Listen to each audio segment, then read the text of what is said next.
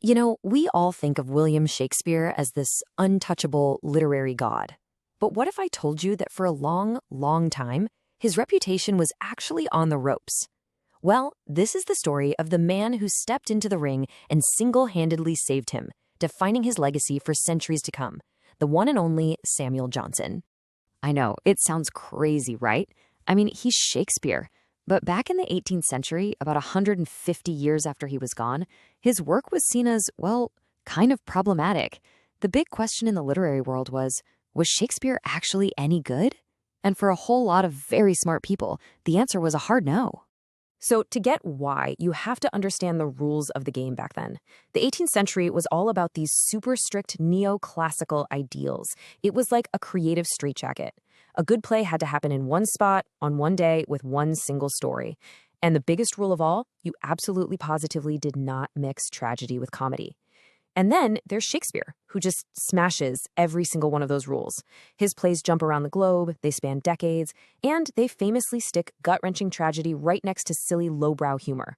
To the critics, his work wasn't genius, it was a hot mess. And this is where our hero, Samuel Johnson, steps onto the stage.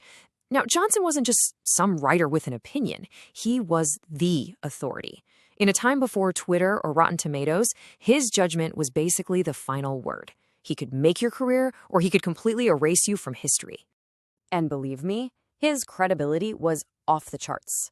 The man was a poet, an essayist. Oh, and he created the first real dictionary of the English language, a massive project that took him nearly a decade.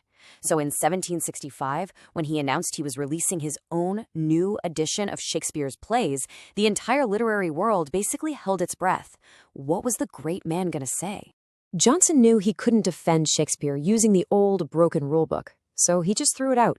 And he created a new one, a kind of master key for figuring out what makes any piece of art last forever. He called it the rule of general nature. So what the heck is general nature? It's this brilliant idea that the best art, the stuff that really sticks around, doesn't get bogged down in temporary fads or local customs. No, it zooms in on the big, universal truths of being human. You know, the love, the anger, the joy, the grief, the stuff that connects all of us, no matter when or where we live. And of course, Johnson said it best himself.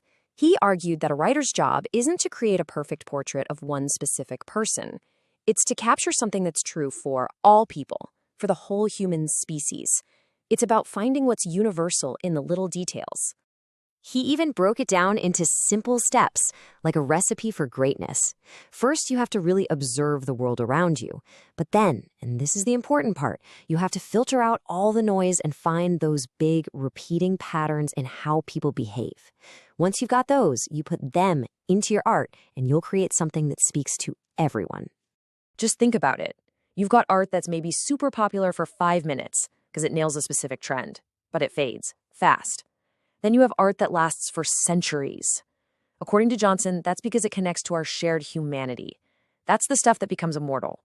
All right, so Johnson has his powerful new weapon, this idea of general nature. Now it's time to actually use it and take on all of Shakespeare's critics. He was about to change everything. And here it is, the opening shot, right from his famous preface to Shakespeare. This is one of the most legendary lines in literary criticism. He's basically saying, you all want to know why Shakespeare is still popular after 150 years? Simple. It's because he is the master of general nature. It's not a flaw in his work, it's the secret to his genius. This was the heart of it all. Johnson crowned Shakespeare the poet of nature. He argued that his characters, whether they're kings or clowns, don't feel like dusty historical figures.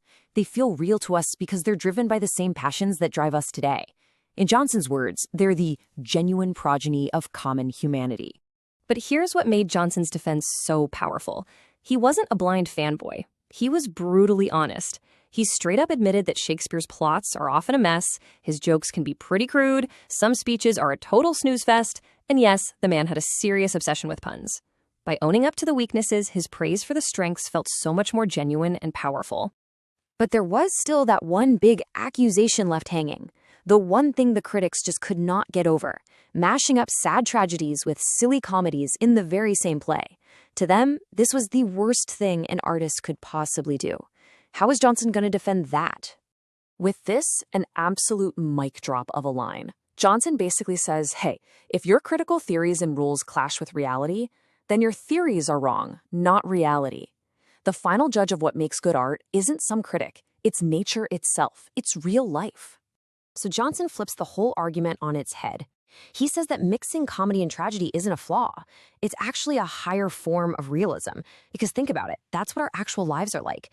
Life is a messy, beautiful mix of joy and pain, of seriousness and total absurdity. A play that shows that chaos isn't being undisciplined, it's being honest. It's the ultimate reflection of general nature. So, you see, Johnson didn't just win an argument about one playwright. His defense of Shakespeare sent tremors through the entire literary world, and we're still feeling them today. I mean, his legacy is just enormous. He forever cemented Shakespeare's reputation as a universal genius, full stop. His work helped decide the greatest hits list of English literature that we all study today, and by championing experience over rigid rules, he paved the way for whole new movements in art that celebrated individual genius. All of which leaves us with a pretty big question for our own time. In this age of hyper-specific content, of niche audiences and viral trends that last about a day, is Samuel Johnson still right? Is the secret to making something that truly lasts to look past what's trending and focus on those deep, universal truths that connect us all? That's definitely something we're thinking about.